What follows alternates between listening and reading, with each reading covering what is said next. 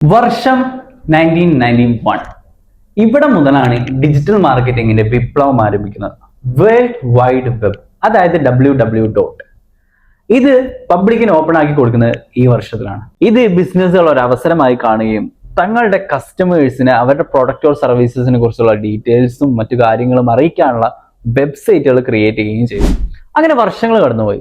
1994 വേൾഡിലെ ആദ്യത്തെ ക്ലിക്കബിൾ ആയിട്ടുള്ള banner ads വന്നു. ഇത് ക്ലിക്ക് ചെയ്യുമ്പോൾ കസ്റ്റമേഴ്സിന് ഡയറക്റ്റ് അവരുടെ വെബ്സൈറ്റിലേക്ക് പോകാൻ പറ്റും. ഇതൊക്കെ ഒരു അത്ഭുതമായി ജനങ്ങൾ നോക്കിക്കൊണ്ടിരുന്ന സമയത്ത് eBay, ആമസോൺ തുടങ്ങിയ കമ്പനികൾ 1995 ഇ-കോമേഴ്സിന് തുടക്കം കുറിച്ചു.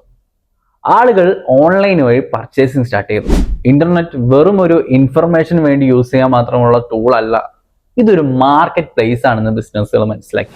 അടുത്ത ഡിജിറ്റൽ യുഗത്തിലെ തന്നെ വലിയൊരു ടേണിംഗ് പോയിന്റ് ആയിരുന്നു. 1998 ഗൂഗിൾ ലോഞ്ച് ചെയ്തു. ഇത് കാര്യങ്ങൾ കുറച്ചുകൂടി ഈസിയാക്കി. ആളുകൾ അവർക്ക് അറിയാൻ ആഗ്രഹമുള്ള കാര്യങ്ങൾ സെർച്ച് ചെയ്യുമ്പോൾ ഗൂഗിൾ കീവേഡിന്റെ അടിസ്ഥാനത്തിൽ അതിനുള്ള കൃത്യമായ ഉത്തരങ്ങൾ നൽകാൻ തുടങ്ങി.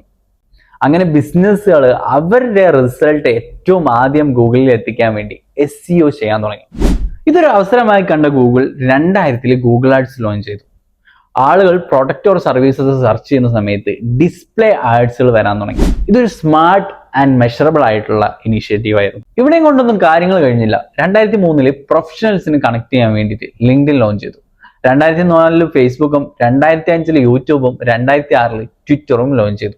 ഇതെല്ലാം ഒരു തുടക്കം മാത്രമായിരുന്നു. അങ്ങനെ 2007 അതുവരെ ഇന്റർനെറ്റ് ലോകം ഏറ്റവും കൂടുതൽ ഉപയോഗിച്ചിരുന്നത് കമ്പ്യൂട്ടേഴ്സ് ആയിരുന്നു. പക്ഷെ 2007 വിപ്ലവകരമായ ഒരു പ്രോഡക്റ്റ് ആപ്പിൾ ലോഞ്ച് ചെയ്തു. അതിന്റെ യുണീക്ക് ആയിട്ടുള്ള ഡിസൈൻ കൊണ്ടും മാരക യൂസർ എക്സ്പീരിയൻസ് കൊണ്ടും ആ ആപ്പിളിന്റെ പ്രോഡക്റ്റ് ജനങ്ങൾക്കിടയിൽ വലിയൊരു ചലനം തന്നെ സൃഷ്ടിച്ചു. ആപ്പിൾ അതിന് പേരിട്ടിരുന്നത് ഐഫോൺ എന്നായിരുന്നു. ഇവിടെ നിന്നാണ് ജനങ്ങൾ അവരുടെ മോസ്റ്റ് ഓഫ് ദ ടൈമും മൊബൈൽ ഫോണിൽ സ്പെൻഡ് ചെയ്യാൻ സ്റ്റാർട്ട് ചെയ്തത്. അതിൽ തന്നെ ഏറ്റവും കൂടുതൽ ആളുകൾ ഏറ്റവും കൂടുതൽ ടൈം സ്പെൻഡ് ചെയ്യുന്ന ഒരു പ്ലാറ്റ്ഫോം അല്ലെങ്കിൽ ആപ്ലിക്കേഷൻ എന്ന് പറയുന്നത് ഇപ്പോൾ നിലവിൽ അത് ഇൻസ്റ്റാഗ്രാം ആണ്. 2010 കൂടി ഇൻസ്റ്റാഗ്രാമും അവരുടെ വരവറിയിച്ചു.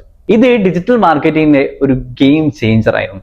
കാരണം ബിസിനസ്സുകൾ ഫോട്ടോയിലൂടെയും വീഡിയോസിലൂടെയും റീൽസിലൂടെയും ഈവൻ ഇൻഫ്ലുവൻസേഴ്സിലൂടെയും അവരുടെ പ്രൊഡക്റ്റ് സർവീസസിന് മാർക്കറ്റിംഗ് ചെയ്യാൻ തുടങ്ങി.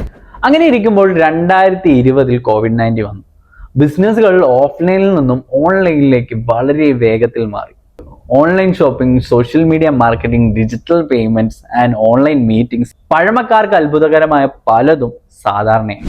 അതിനുശേഷം 2022 മുതൽ AI റെവല്യൂഷൻ ശക്തമായി. ChatGPT, ജെമിനി തുടങ്ങിയ AI ടൂൾസ് വന്നതോടുകൂടി content creation, AI analysis, personalisation എന്നിവ വളരെ വേഗത്തിലായി. 1990 അഡ്വർടൈസ്മെന്റ് ചെയ്തത് ആളുകളിലേക്ക് അവരുടെ പ്രൊഡക്റ്റോ സർവീസസിനെ എത്തിക്കാനായിരുന്നെങ്കിൽ ഇന്നത് ചെയ്യുന്നതിന് കസ്റ്റമേഴ്സിന് ശരിയായ സമയത്ത് ശരിയായ മെസ്സേജിനൊപ്പം എത്തിക്കാൻ വേണ്ടിയിട്ടാണ്. അതുകൊണ്ട് ഡിജിറ്റൽ മാർക്കറ്റിംഗിന്റെ എവല്യൂഷൻ എന്ന് പറയുന്നത് ടെക്നോളജി മാറിയ കഥ മാത്രമല്ല, കസ്റ്റമേഴ്സിനെ നമ്മൾ കൂടുതൽ മനസ്സിലാക്കാൻ തുടങ്ങിയ കഥ കൂടിയാണ്. സോ ഇതുപോലെ ഡിജിറ്റൽ മാർക്കറ്റിംഗിനെ കുറിച്ച് കൂടുതൽ അറിയാൻ വേണ്ടി ജസ്റ്റ് ഒന്ന് ഫോളോ ചെയ്തേക്കും. So bye from